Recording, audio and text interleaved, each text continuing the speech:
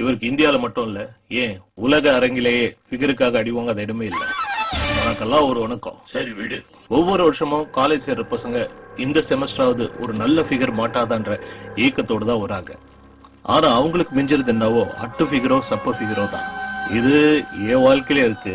இது காரணம் என்னையா? என்ன தம்பி சொல்றீங்க?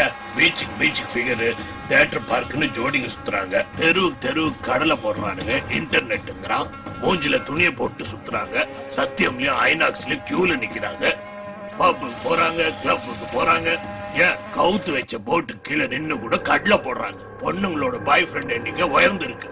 கடந்த 15 வருஷமா பொண்ணுங்க இல்லாம பையனுங்க செத்தாங்கன்னு செய்தி வந்திருக்கா சொல்லுங்க.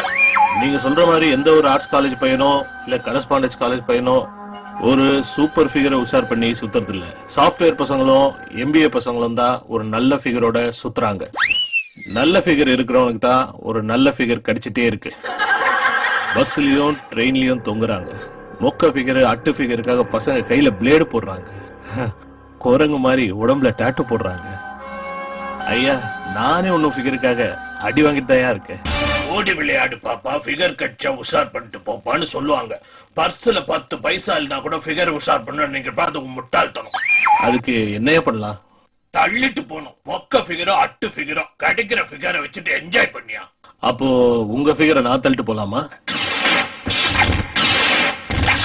இப்ப சொல்லுங்க, உங்களுக்கு மத்த ஃபிகரோட உங்க ஃபிகர் தானே முக்கியம்?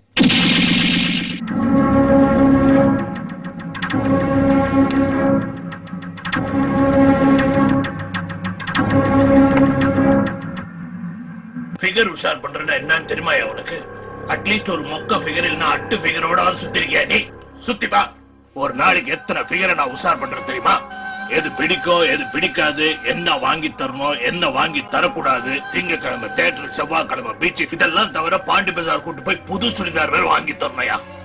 இதெல்லாம் தவிர அதை வேற எவனும் கரெக்ட் பண்ணாம பாத்துக்கணும். ஒரு கமலா உன்னை விட்டு போனால்னா ஒரு விமலா கட்சான்னா அவளுக்கும் இதெல்லாம் நீ வாங்கி கொடுத்து அவளையும் மெயின்டைன் பண்ணணும். அதத்தான் நானும் செஞ்சேன். சுலபமா தட்ட வேண்டிய ஃபிகரை உங்க சுயநலத்துக்காக பெருசா பில்டப் பண்ணி இப்ப சப்பக்கட்டு கட்டுறீங்களே. சாக்ஸ் இல்லாம ஷூ போட்டா நாருன்னு சொல்றேன். உனக்கு நார்ல போட்டு பாரு, அப்ப தெரியும்.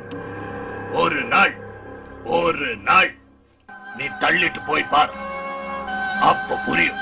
இது சரியான பதில் இல்லையே. நான் எப்படிங்க உங்க ஃபிகரை உஷார் பண்ண முடியும்? சினிமாக்கு வேணா கூட்டு போலாம், ஆனா வாழ்க்கை ஃபுல்லா வருவாயா? உன் பாக்கெட்ல நிறைய பைசா இருக்கு, சின்னதா ஒரு பிட்டு போடு, ஒரு நாள் தட்டு போயா.